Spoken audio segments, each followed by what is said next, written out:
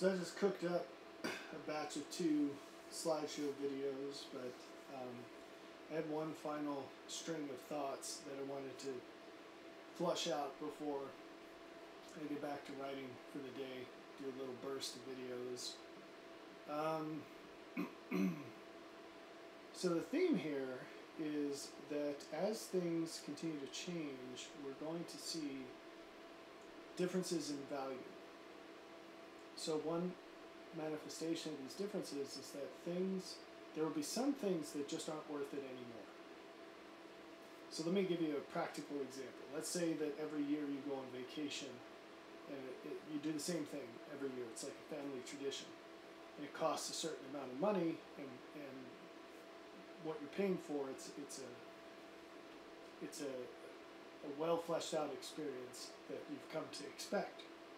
And then all of a sudden you go this year and you see that to get there it costs 50% more than it did before. The actual vacation itself costs 50% more than it did before. And the experience, whatever it might be, things you do, things you eat, things you watch, whatever it is, it's degraded in some significant way. So at some point you have to ask yourself, how long are we going to keep doing this for? How much can things change and this can still be worthwhile?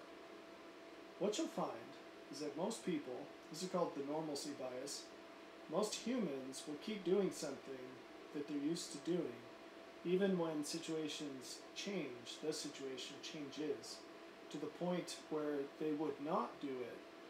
They would not see it as rational if this were the first time they were doing it.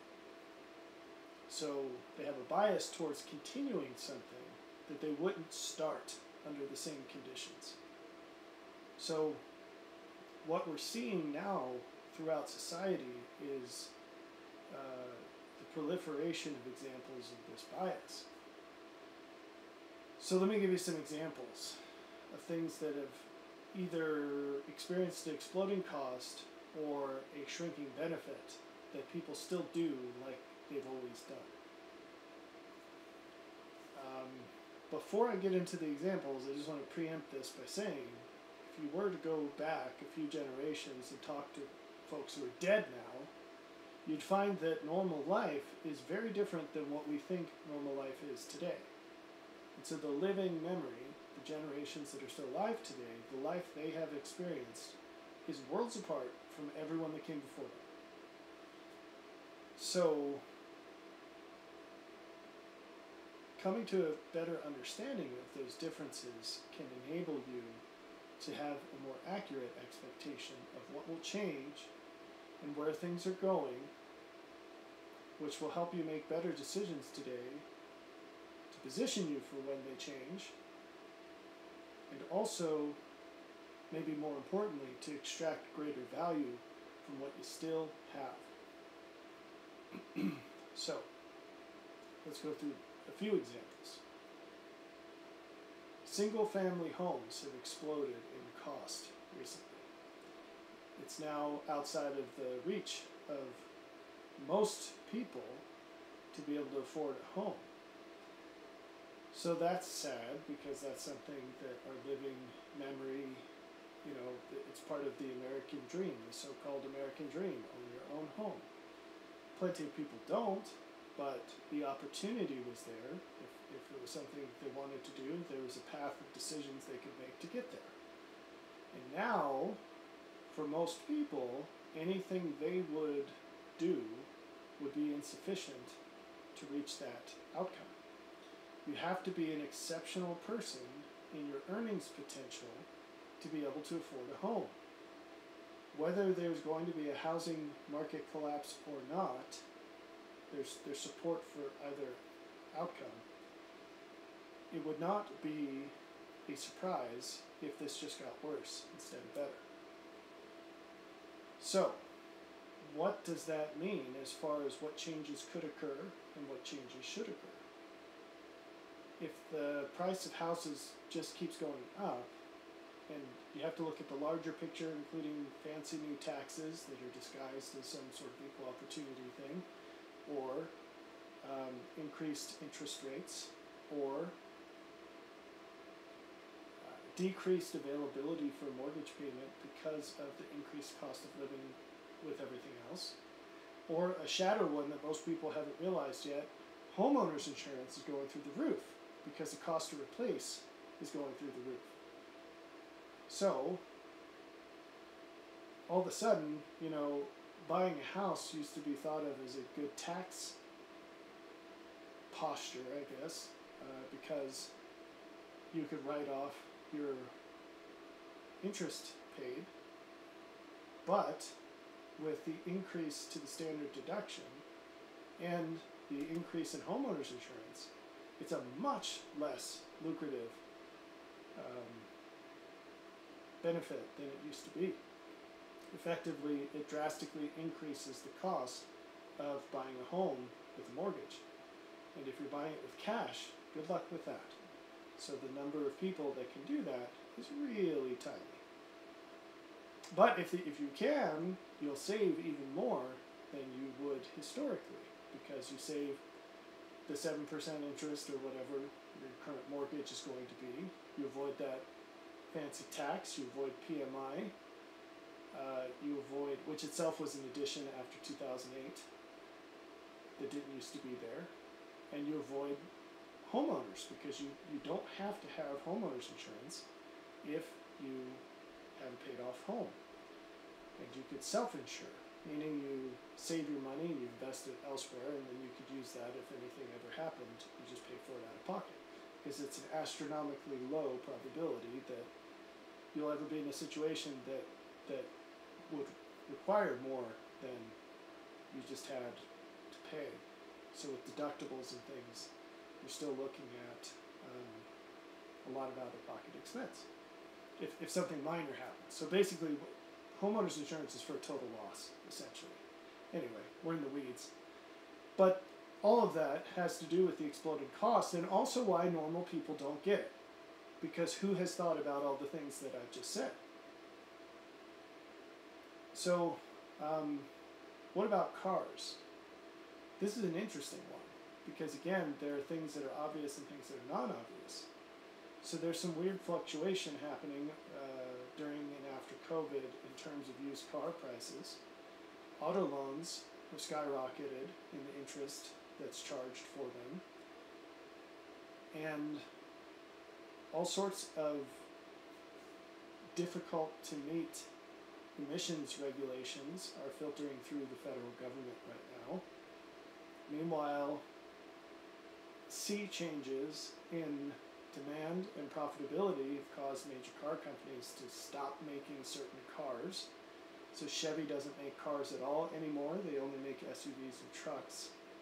Or electric, I guess the Bolt is technically a car, but they don't make things like the Cruise anymore, or Malibu, or any of that stuff.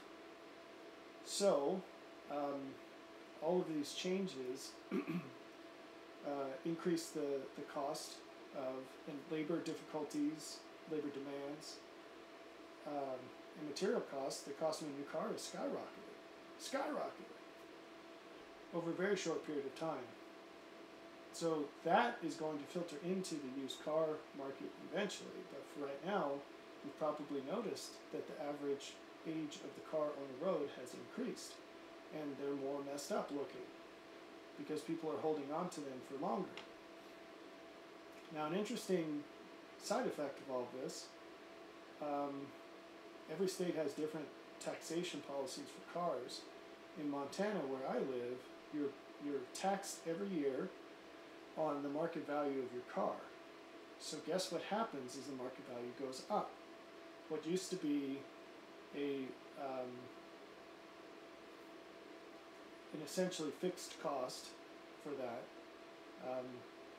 it's going to accelerate significantly as the market value of new cars increases. So your incentive for having an older car, financial incentive, will increase, which means that you're driving a car that is going to need more repairs and cost more money that way. Because labor costs more and parts cost more, So it becomes this much more complicated landscape. And to navigate that landscape in a way where you're extracting the greatest value in life for the lowest dollar value, it becomes something that you need more capacity to navigate. So for example, and I mean intellectually, financially, whatever the case may be, in terms of resources. So in Montana, again, if you have a car that's 10 years old, you can make a one-time tax payment to get a permanent registration.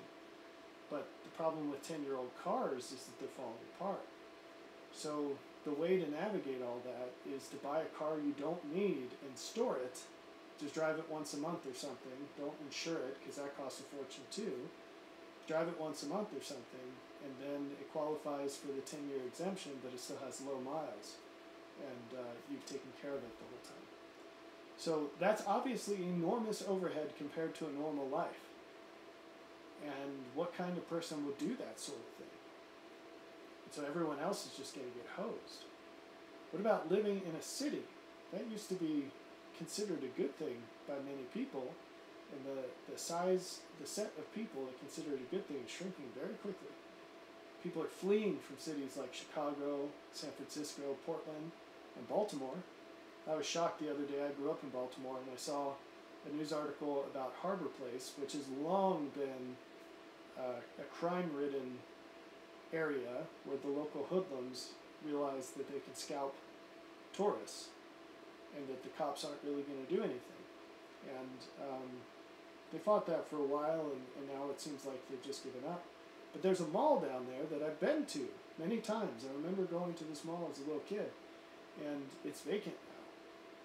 They actually have entrances shut down because I think there are only 2 stores in the whole mall. The rest is just vacant real estate because the criminals keep going down there, and young people shaking down folks and robbing them, or beating them, or some mix of the two. So people are fleeing the city. It's not seen as a valuable thing anymore.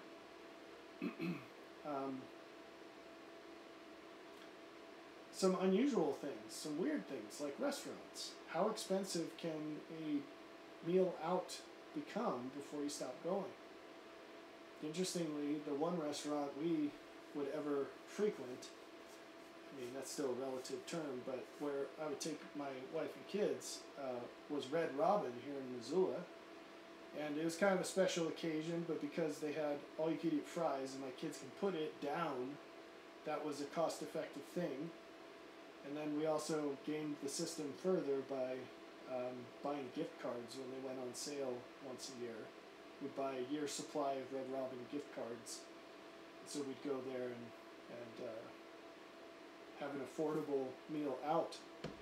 And, you know, debatable quality of food, which was also going downhill noticeably. But they ended up closing the restaurant because they couldn't cover costs. So, I mean, when mainstream chains start going out of business, that's kind of an omen of things to come.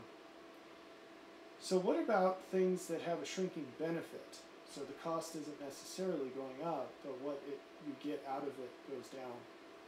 So cable TV, for example, I know that there are people out there who used to watch this channel or that channel, and now they have a dwindling list of reasons to pay for cable TV. And then in younger generations, it's sort of unheard of. People have streaming services, but even that is sort of an ebb and flow depending on what show is on that people like. So I hear. So as that value begins to, or continues to diminish, fewer people will use those things and they'll just go away. And with all of these things, there's not really an equivalent replacement. It's just a downgrade.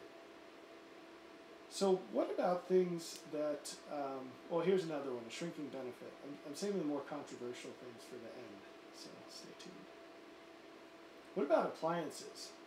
So my family really wears out appliances, just like I really wear out jeans. I just wear out jeans like nobody's business. And for whatever reason, we just have a lot of appliances that break. And what I have found over the years of buying appliances, this is a game I've been in since we bought our first home in 2000 and something. It's been a while, a long while. Oof. Anyway, yeah, we've had a lot of appliances break, and the quality has definitely gotten noticeably worse over, I don't know, 15 or so years that I've been in the game. And like I said, I've dabbled in this a lot because my kids break stuff a lot. It's wear and tear. So what happens with these is historically you pay someone to come out to your house and fix your appliance. And because labor costs got so high, that it became more cost effective to just buy a new appliance. Because you run the risk of, between parts and labor, maybe you're looking at half the cost of a new one. And then there's no guarantee necessarily that something else isn't going to break. And all these things are designed for planned obsolescence. They actually engineer them to break at varying levels of intentionality. Like light bulbs are actually intentionally designed to break at a certain interval, so they can predict how many light bulbs they're going to sell over time and maximize that number. And they have it tuned to the exact balance between what people will tolerate and making the most money. I think it's less intentional and more complex than machine, but they don't engineer things to last forever, that's for sure. And they mark up replacement parts ridiculously, knowing full well that people are doing this math and deciding whether to replace the whole thing. They're made so cheaply now, though, these are appliances from mainstream brands, that it's actually becoming cost efficient to upgrade to a commercial appliance just because they are actually built with quality in mind to a minimal extent at least. And so maybe it makes more sense to spend twice as much as you would on a dishwasher or a stove, and it will actually last a reasonable amount of time, so the cost per year to own it is much less. But again, who thinks about these things? Because a normal person doesn't even know if they have LEDs in their house or not, as far as light bulbs go. I saw a survey that came out recently. And I was in my house our present house for about 5 minutes. We have tons of drop lights all over the ceilings. I was in my house for approximately 5 minutes before I realized that our house was full of incandescent bulbs, and I went to the box store and replaced them all with LEDs. And our electric bill immediately dropped by a significant amount, and it paid for itself in like 3 seconds. But a normal person has not even thought about whether they have incandescents or LEDs. They don't know. They've never paid attention to that. And according to surveys. So my point is, as life gets more complicated, normal people are going to be swept up and hosed by the fact that just sort of floating through life isn't good enough anymore. The way things used to be, it's not that way anymore. And you have to be better to actually get by. Just to get by, not to flourish, to get by.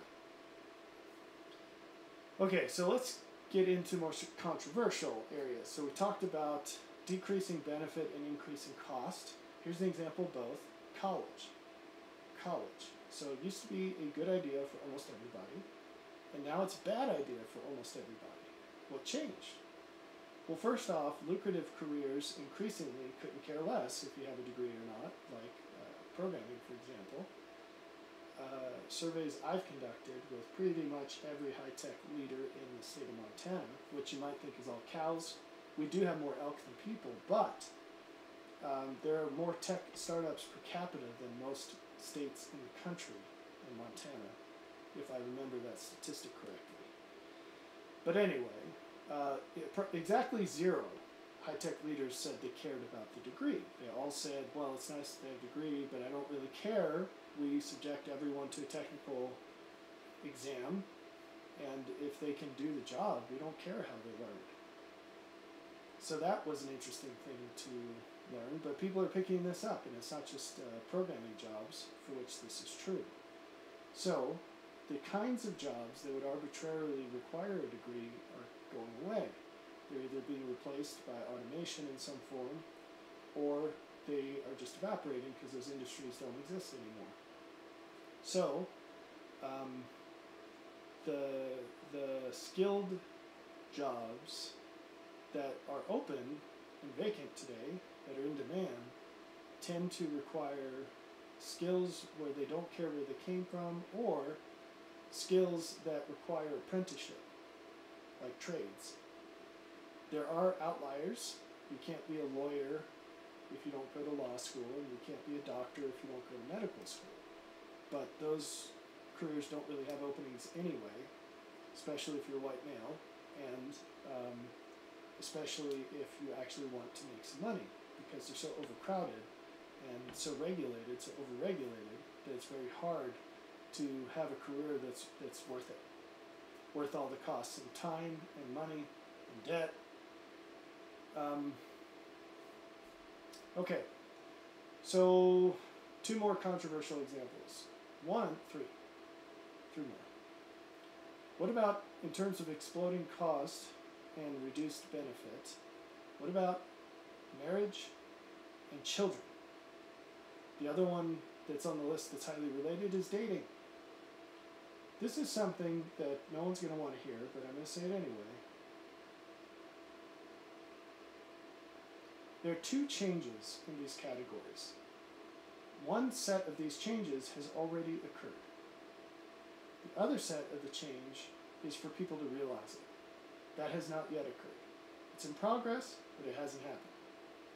So this is the nugget of what I want to share with you. We have already reached a point,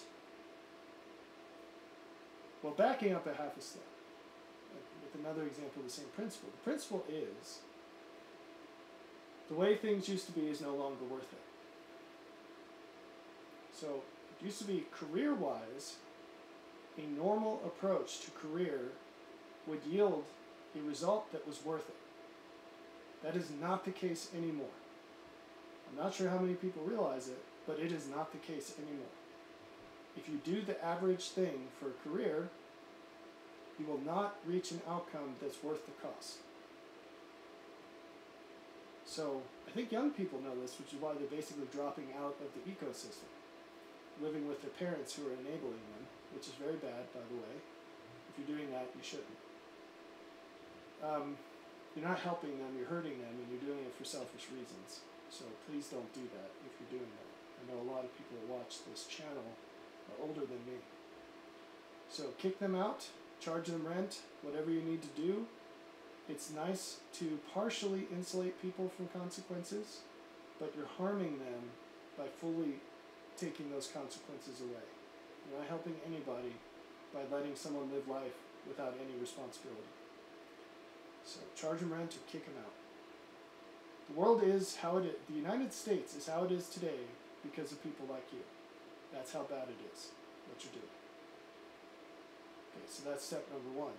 But outside of careers, this same principle applies to a lot of other things. For example, relationships, dating, marriage, and kids. If you're doing it in the same old way, it is not worth it. Today. Nothing has to change for that to be true. It's been true for a while. It happened slowly and then all at once. If you are dating people the old-fashioned way, or the modern way, which is even worse, that's not worth it anymore. Why? There are a whole lot of reasons. A whole lot of reasons. But the bottom line is you're not going to find somebody that you're looking for that way. What about marriage? If you are looking for an average person, you will only find people who are not worth marrying. It doesn't matter if you're looking from the guy perspective or the gal's perspective. An average person is no longer worth marrying, period. Period. No exceptions. So if you are an average person, you do not qualify for a person who's worth marrying. And if you're an above average person, you don't want a person who's average. You will be very, very, very, very unhappy with that person. You will be happier alone. And I mean happy in the most gospel-centric, highest sense of the word, not just a worldly pleasure kind of way. So what a woman needs from a husband, she can only find today with an exceptional man. And the bar will only increase from here on out. And what a man can provide to a woman, an exceptional man can provide to a woman, he can only provide to an exceptional woman. And the bar will only increase from this point out. And this is extraordinarily unpopular, but it's very important. If you're a parent and you're generating kids who are normal, you're failing in your duty today, in the modern time. You're guaranteeing they're going to be miserable people. Miserable. Guaranteeing it. So, is that unfortunate? Well, not really. I mean, it's not all a bad thing to be better, right? Obviously, it's good to be better. It's better to be better. But there's not really an alternative these days. It used to be, well, you know, somebody flubs up, either the individual or their parents, or both, and, you know, society can still function. They'll still have relatively functional lives. It's just they won't be exceptionally good lives. It won't be an abundant life, but, you know, they can still be happy, whatever. They won't necessarily hurt anyone. Not today. Not today. You're either above the line or below the line today. And it's just going to get worse. That division will continue to exacerbate. So, what about kids? Well, the cost of kids has exponentially exploded, just like the cost of marriage and the cost of dating. So it used to be you could go on like convenience dates, people you happen to meet while you're out and about, whatever, and meet a decent person who's worth marrying, just at school or work or whatever, friend group, church, whatever. Not anymore. You're looking for a needle in a haystack, folks. The first step is to become a needle in a haystack. So the benefit for the normal is no longer worth the cost of the normal. The cost has increased because even folks who aren't interested in dating, they go on tons and tons and tons of dates nowadays because most people are garbage. So that ratio will continue to get worse, and if you're going to pay that increased price, you better get something out of it. And people are waking up to the fact that the juice is not worth the squeeze. And that pattern is recurring in many, many facets of life. And the only place the juice is worth the squeeze is when you're getting the best juice. So normal juice is not good enough anymore. You got to get the exceptional outcome. And the only way to get an exceptional outcome is with an exceptional input. So with marriage, same deal. The risk in marriage today for a quality man, any man, is enormous. Because almost all marriages end in divorce, and almost all divorces are initiated by the woman. A woman today has every incentive financially to break apart her marriage. She will be rewarded for it for the rest of her life. At least as long as kids remain under 18, and if you're in an alimony state, you'll get that. But also whatever the assets are at the time of divorce, you'll get half of that. So she makes out like a bandit in almost every case. It's dramatically stacked against the man. So for a man, why would you get married? What's the expected cost and the expected benefit? Meanwhile, even men who are married, most of them are miserable. Most of them are miserable. So, what's the use? What's the benefit? So the only way you could rationally justify that is to say, I have found a woman that is above measure exceptional. She is different than everybody else. She is better than everybody else. How many women can you say that for? Just statistically alone, before you even deal with the probability of knowing that person, you know, just in the population at large, what percentage of people can fit that description? 1, 2, 5, 10? Now look at that same thing in the opposite direction for women. It costs a fortune to have kids today. What percentage of men fit the bill? That's before you get into the very deep and important, much more important gospel facets of the fact that a woman ought to be looking for the man who is most like Jesus that she knows, who happens to be single. That's her criteria for finding a wise woman. That's her criteria for men. So that's kind of a high bar. How many men could fulfill that standard? But just leaving it at the financial standard, we're talking 10% of men, and that's all men, married and old, and fat and ugly. Filter out all the folks that the lady would never go for. What are you dealing with as a percentage? It is tiny. It is tiny. And if you can't find one of those and persuade them to marry you, you're better off being alone. Now, what about kids? I said this. The cost of kids has exploded. What about the outcomes of kids? Have you seen any kids lately? Unless you have exceptional kids, you're better off not having kids today. Because they will just make your life a living hell. So, that one's a little different because the outcome of your kids is mostly just dependent on you. You don't have control over that. But if you're doing everything you can, if all parents were doing everything they could, this wouldn't be a problem with kids. We'd just leave it at dating and marriage.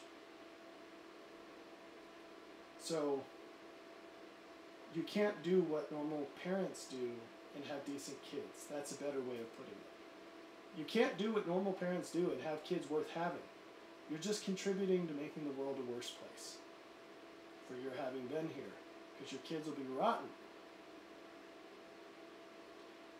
The other day, I'll end it with this delightful note. If you're still here and I haven't offended you enough, let me give it one more shot. The other day, my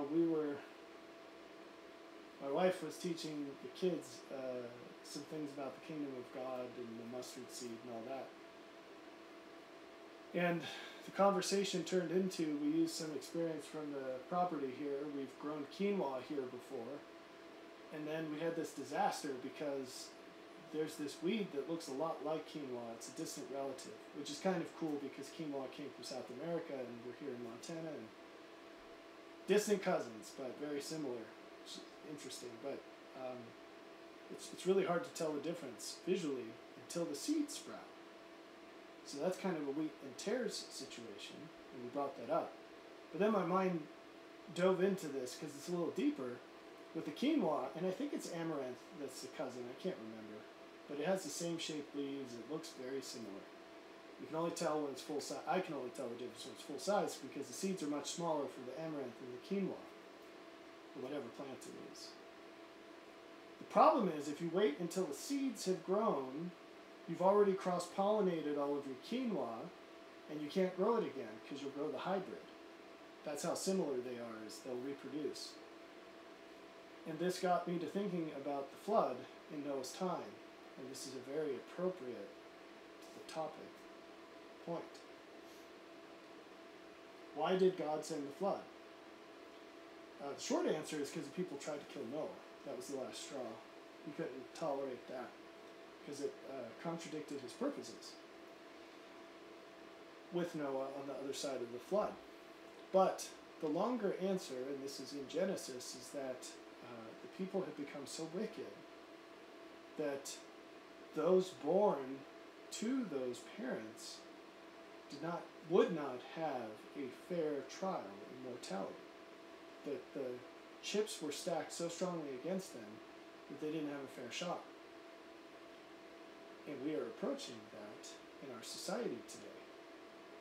The question to answer is how, I've used this word too many times already in this presentation, but video, how exceptional would a kid have to be to overcome what normal kids would encounter in their family, in school, in their peer groups, online, and so forth, and come out of that at the full stature of what a human being can be?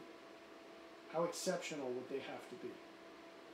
Because if you think 50% of humans could achieve that, I'd like whatever you're smoking.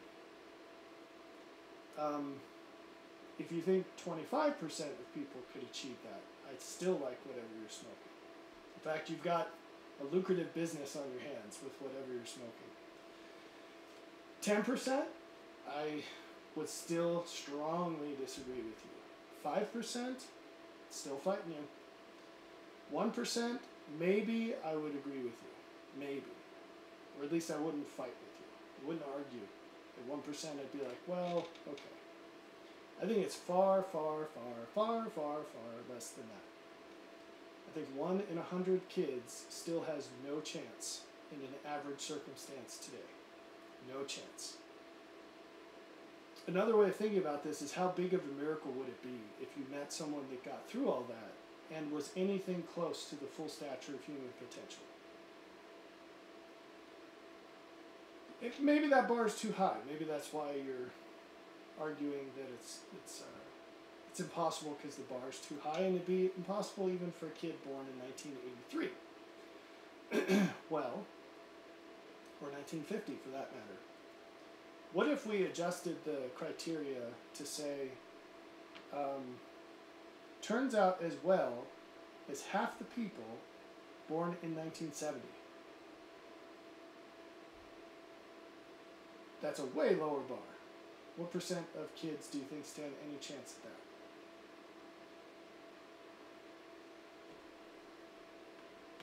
So, another way of phrasing it, how much lower than 50% are we talking today?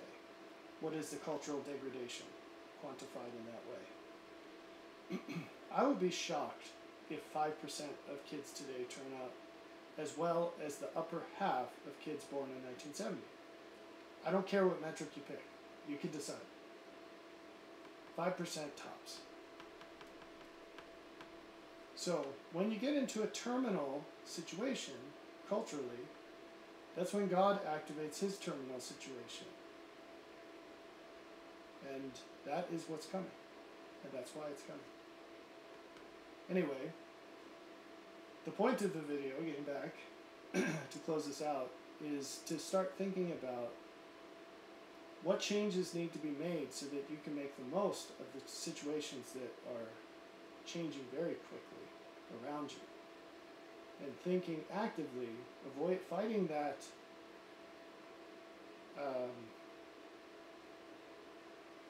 what did I just call it? The normalcy bias. Fighting the normalcy bias. To actively think about whether things are worth it or not. And to not do things just because everyone used to do it that way. To really think about the cost and benefit. And stay away from those things that are no longer worth it. Like church. Or buying a single family home. Or getting married or having kids. It's not to say that any of those things are inherently bad. It's just, if you're going to do them, you better find a situation that's extremely abnormal. Because otherwise it's irrational. Because the cost is much higher than the benefit. So leave that with you. Have a good one.